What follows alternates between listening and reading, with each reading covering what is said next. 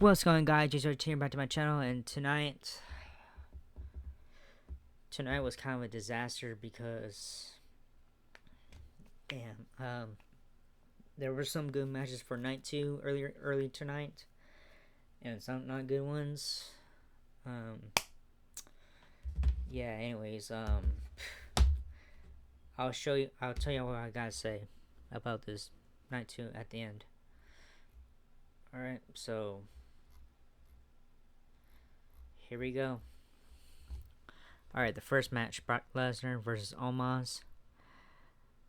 The Unstoppable Force meet an immovable object to start night 2 of WrestleMania 39 as Brock Lesnar battled Almost. The match was infinitely better than it looked on paper. It was a ton of fun, with Lesnar selling to put over Almost power-based offense before taking advantage of an ill-fated charge into the corner and taking him to Suplex City. A massive F5 ended the Nigerian Giants night as Lesnar scored his first WrestleMania victory since 2018. The Beast Incarnate could have easily pounced a sandbag almost, but he worked hard to put him over instead, then out a win. This was a solid way to start the show. Yeah, so this was the first match for night 2. And so it was okay match. It was like 5 minutes long, and that was it. So yeah. Anyway, so the top moments. So yeah, Brock Lesnar defeated Omos. Michael Cole revealed on commentary this was Lesnar's 12th WrestleMania match. Almost overpowered Lesnar early, chucking him across the ring and drawing a smile from the Beast. The Nigerian Giant hoisted Lesnar up in a bear hug as Cole put over how rare it is to see the Beast manhandled to the extinct. Almost smacked his face on the ring post. Lesnar delivered a German suplex and then added a second. He sold his back injury, but not enough to prevent a third suplex. So yeah, Brock Lesnar had to carry him. So Brock Lesnar defeated Omos. It was good. It was okay, but not like the best Brock Lesnar match. But whatever. Um, Women's WrestleMania match showcase. Let me say that again. Women's WrestleMania showcase match. This is the second match for night 2. Not a good match.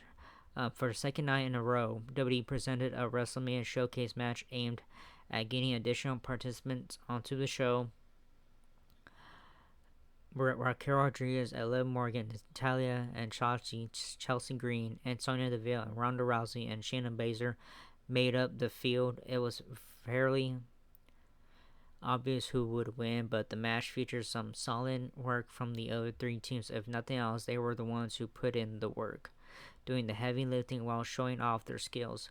Unfortunately, the finish was as uninspired and lackluster as possible, with Rousey and Baszler popping up at the end after contributing next to nothing and stealing the win by the way of an armbar from the baddest woman on the planet on Shotzi. This was an okay match with a bad ending and no clear direction for any outside the ring, blah blah blah. Creative disappointment if it never, well, 6 of them at least, blah blah blah. Rousey and Baszler defeated Shotzi and Natalia, Deville and Green, and Rodriguez and Morgan. So the moments Morgan started quickly. Hold on, guys. Okay. Morgan started quickly with an attack on Deville, but Sonya rocked her with a bump kick. A missile drop kick by Green did not budge Rodriguez, who looked like a total force. Shotzi wiped out Baszler and Deville with a top suicide of Green, followed up with a dive to avoid punishment from Rodriguez. Rodriguez hoisted Morgan into a powerbomb position and then sent her over the top rope onto the rest of the field. Shotzi delivered a double sliced bread number 2 with assistance from Natalia. Natalia applied a double sharpshooter to Deville and Green, but Morgan broke it up. Yeah, it was not a good match. The men's WrestleMania Showcase match was way better than this one. So yeah, this was not a good match. It was boring as hell. Triple threat match for the Intercontinental Championship match. Now this right here, triple threat match for the Intercontinental Championship with Drew McIntyre versus Gunther versus Sheamus for the Intercontinental Championship triple threat match. This was a good match. This was a fight, man. This was a good match. All right, here we go. 3 of the hardest hitting, most physically demanding competitors in professional wrestling clash over the Intercontinental Championship in the night's third match, as Sheamus and Drew McIntyre challenged Gunther in one of the show's most anticipated bouts. It did not disappoint. No, it didn't. It was badass. All three competitors beat the unholy hell out of each other, bruising their chests and punishing their bodies. McIntyre and Sheamus continued to tell their story of mounting the dissension. That's how you say it. With the Scotsman costing his opponent the victory and title on multiple occasions. Late in the match, the exhausted friends turned enemies, unloaded on each other, culminating with Sheamus catching McIntyre with one more bro kick he covered, only for Gunther to fly in from the top row with a splash and finish McIntyre off with a powerbomb for the successful title defense. It is going to take a truly special match to top this one. We knew Gunther, blah blah blah. Oh yeah, so Gunther defeated Drew McIntyre and Sheamus to retain the Intercontinental Championship. Alright, the moments right here. Gunther made a grand entrance, benefiting a reigning general and dominant Intercontinental Champion. Sheamus unloaded 29 beats of the Bahrain on McIntyre, the last one catching him in the face, with Gunther seated in the corner. McIntyre tossed Sheamus overhead into the champion. Sheamus delivered white noise from the middle rope to Gunther. He added a Celtic cross, but the champion kicked out at 2. Sheamus applied the clover leaf to Gunther, but McIntyre broke it off with the headlock. The Celtic Warrior delivered a bro kick, but McIntyre broke up the pin, robbing him of the one title that has eluded him throughout his career. McIntyre flew over the top rope and wiped out his former tag team partner on the floor. Sheamus rocked McIntyre with a bro kick, but McIntyre kicked out at 2. The Irishman returned the favor moments later when he kicked out of a Claymore. So yeah, this was a good match. I loved this match. Yeah, Tyson O'Neil, Corey Graves, and I almost said Corey Taylor right there. And Michael Cole stood up and clapped for them, because to them that was a good match. That was like a real fight match. So that was a good match. I liked it. All right. Raw Women's Championship match: Bianca Belair versus Asuka. This was a good match too. Bianca Belair looked to complete one full year as Raw Women's Champion Sunday night. To do so, she would have defeat arguably the most dangerous challenger to her throne, the Empress of Tomorrow, Asuka. She did barely. Asuka tested Belair throughout, appearing to have her in danger of losing the title on more than one occasion. Belair consistently fought through it and fended her challenger off, usually, but utilizing her power-based offense to offset the ferocity of her challenger. Late, Asuka tried to spray her trademark miss in the eye of Belair, but the EST dodged it, withstood an armbar attempt and power up for the KOD 3 seconds later, and Belair moved to 3-0 on the grand stage. So yeah, this was a good match too. So yeah, Belair defeated Asuka to retain the Raw Women's Championship belt. The Divas of Compton joined Belair for her entrance, one of the best of the entire weekend. Belair delivered a thunderous powerbomb on the arena floor. Whatever Belair throws at her, Asuka takes it and smiles, Corey Graves said on commentary. Belair delivered a big suplex from the apron over the top rope to her opponent in a great display of strength. The champion delivered a running blockbuster and followed with the standing moonsault for 2. A struggle for control on the ropes ended with Asuka pulling Belair to the mat with her braid, then delivering a codebreaker for a near fall. Asuka whiffed on the miss, but still managed to apply the armbar in a nice, dramatic spot. Alright, The Miz and Shane McMahon nonsense. Let me get my drink real quick, guys.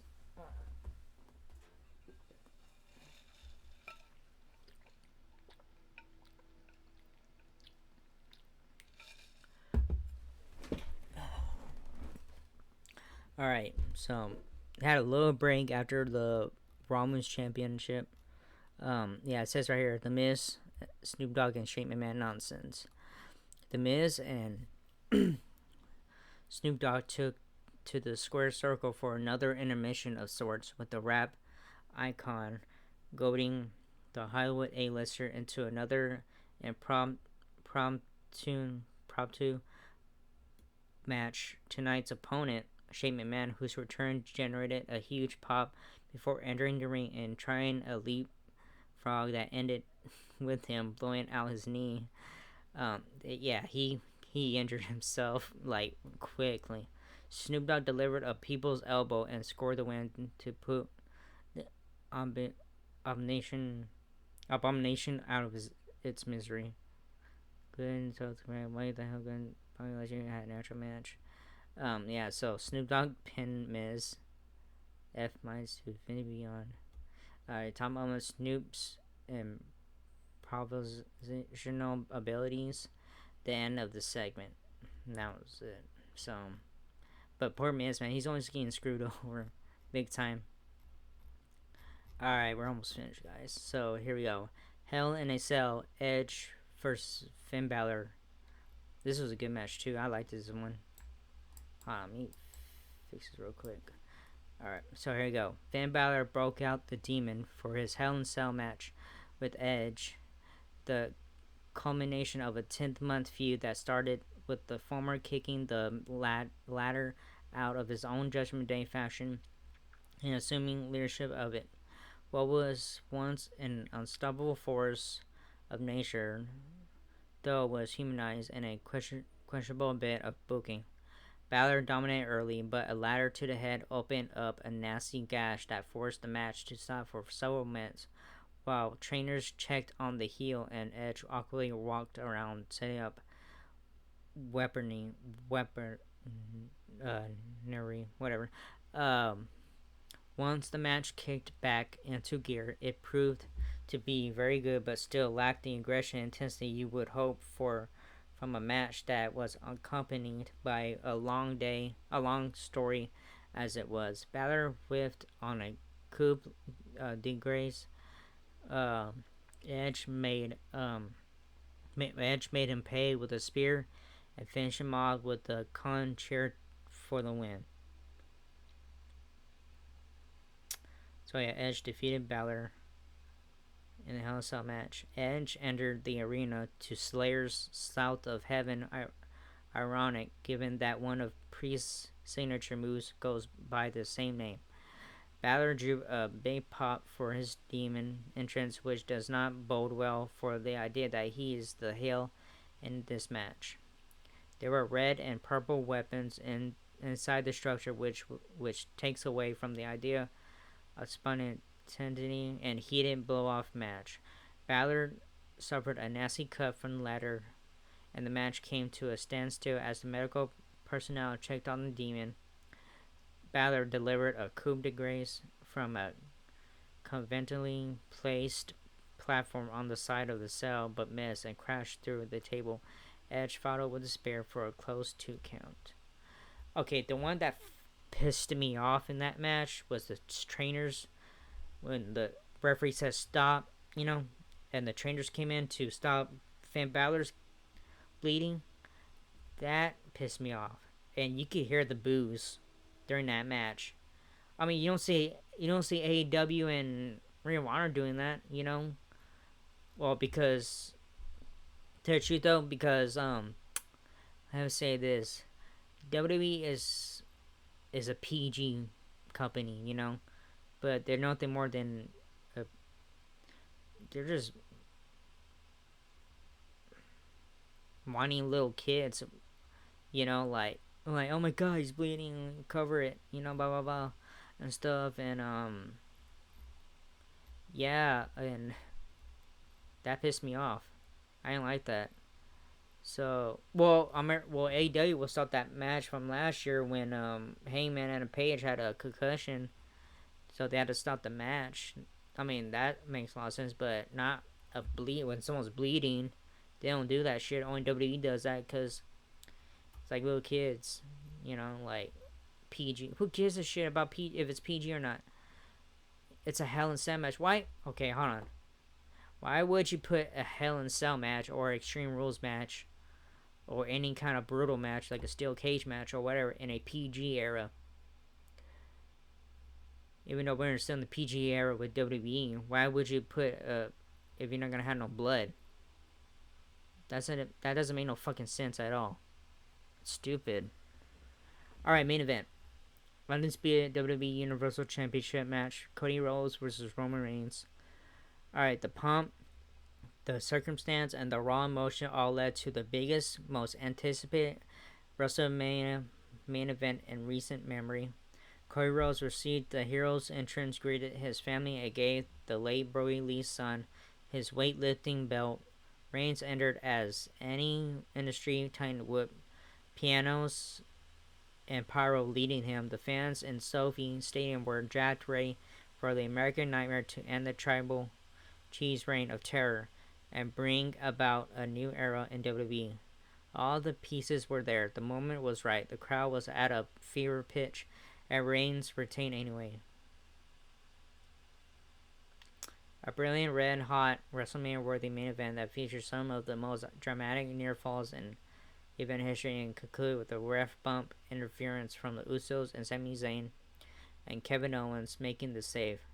By the time Rhodes uncorked the bionic elbow at his brother's drop down uppercut and delivered consecutive cross Rhodes to his opponent, it was clear that he was going to take the title in the defining moment.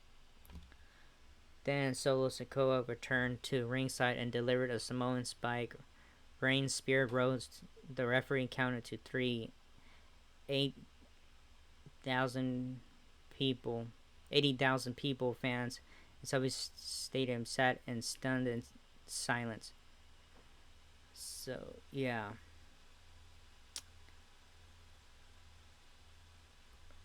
Man, people were pissed off. Alright, so, it was a good match, but man, so yeah, Roman Reigns defeated Cody Rhodes to retain the undisputed championship belt, undisputed WWE, whatever. Anyways, yeah, so Rhodes presented the late Brody Lee's son, also Brody, his weightlifting belt at ringside before embracing his daughter Liberty in an emotional moment. Who owns the island of relevancy? They pay for you, Heyman told visibly frustrated Reigns early on. Rhodes attempted the disaster kick, but Reigns caught him and power bombed him for 2. Sikoa jabbed Rhodes in the ribs with a steel chair. Undetected by the officials, Sikoa interfered again, leading to a big clothesline but by Reigns to continue his dominance over the challenger. Rhodes' back body dropped Reigns of the Spanish announce table and threw the English one, giving the American Nightmare a reprieve from the concentrated attack on his ribs. Sikoa again got involved, using the weightlifting belt given to Brody. This time, referee Dan Egler or something ejected him from ringside. Rhodes delivered cross Rhodes for a dramatic near fall. The challenger countered a Sturmet punch with a pedigree for 2. Reigns caught Rhodes mid-flight with the Superman punch for another 2 count. The tribal chief caught his challenger with a spear of the rebound, but could only keep him down for 2. The Usos interjected themselves, only to be fended off by Kevin Owens and Sami Zayn. Yeah, people were pissed off at this match after it finished, and I was too. So, yeah, people wanted Cody Rhodes to win. They wanted to end it, and Roman Reigns' winning streak and stuff, and that didn't happen tonight. So, yeah, I was pissed off too, and everybody was pissed off, and you can look on Facebook and Twitter and stuff, and yeah, and I was pissed off. You see the fans' reactions; they were pissed off. They wanted Roman Reigns to lose big time. See, this is, you guys can't see because I put the lighting down on my phone. I don't know if you guys can see this, but this is what I think. It was a stupid idea from bad creative. So yeah, you guys can see that? That's what I think. So fucking dumb. Night 2 couldn't pull off night 1, so whatever. PM, and I heard a lot of people saying, this is it, I'm done with WWE, you know, because they want Cody Rhodes to win the champion, the 2 belts and stuff, and honestly, though, I thought they're gonna put new belts tonight, but I guess then maybe tomorrow night or Friday night, I don't know, but damn it, God, so fucking dumb, so many ways, cause Vince McMahon, everybody knows that was Vince McMahon's idea, so fucking little pervert he is too. Yeah, anyways, it was dumb. Everybody was pissed off. So, yeah, anyways, that was it. And, because I'll just play a game or something. Anyways, I'll see you guys later. Good night. I'm not going to bed, but. So, hope you guys had a good night or good morning, wherever you guys are at and stuff.